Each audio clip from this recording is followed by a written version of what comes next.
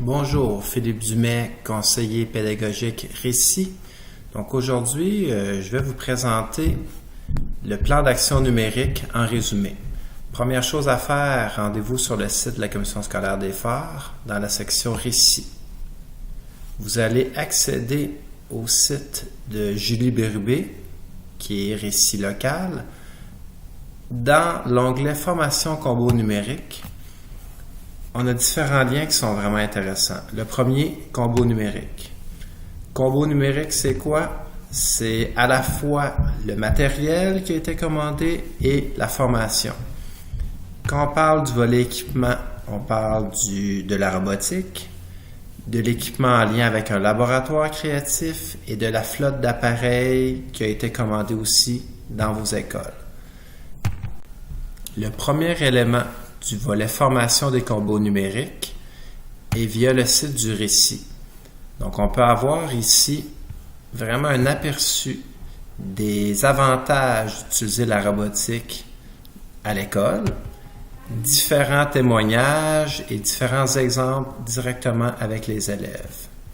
La même chose est disponible du côté du laboratoire créatif. Donc, encore une fois, on peut avoir accès à des témoignages d'enseignants et à des exemples d'utilisation de laboratoires créatifs en classe.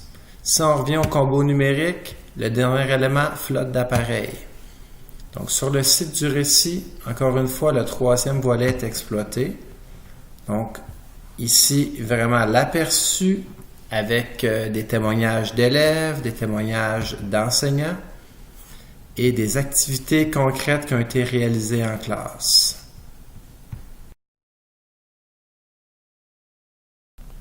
Passons maintenant au campus Récit. Tout le matériel qui a été acquis par les écoles est accompagné de formation. Cette formation-là passe dans un premier temps par l'inscription au campus Récit. Lorsque vous êtes inscrit, vous avez accès à des auto-formations. Ces auto-formations-là vont dans plusieurs directions. Il s'agit de voir sur quel matériel vous voulez vraiment vous former. Lorsqu'on parle de robotique, lorsqu'on parle de réalité virtuelle, il y a plusieurs formations qui sont disponibles. L'idée, c'est de consulter la liste. Donc, tout dépendamment de ce que vous avez acquis dans vos écoles, ça va être vraiment intéressant d'aller voir qu'est-ce qui est disponible sur le site du Récit à ce moment-là. Un autre volet de formation intéressant est le cadre 21. Si on se dirige directement sur le site du cadre 21, on voit plan d'action numérique, inscription. Donc ici, il s'agit vraiment d'utiliser ce lien-là qui pointe directement vers notre commission scolaire. Ce lien-là va vous permettre de vous identifier tout dépendamment de l'école et de vous inscrire à cadre 21.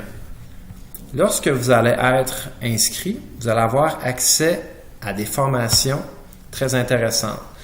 Je vous les résume un petit peu aujourd'hui. Donc, lorsqu'on parle de classe inversée, il y a différents types de formations qui comprennent dans un premier temps explorateur, qui est une vue d'ensemble de c'est quoi une classe inversée. Cadre 21 vous permet de suivre ces formations-là et d'obtenir des badges qui viennent confirmer que vous avez passé ces niveaux-là.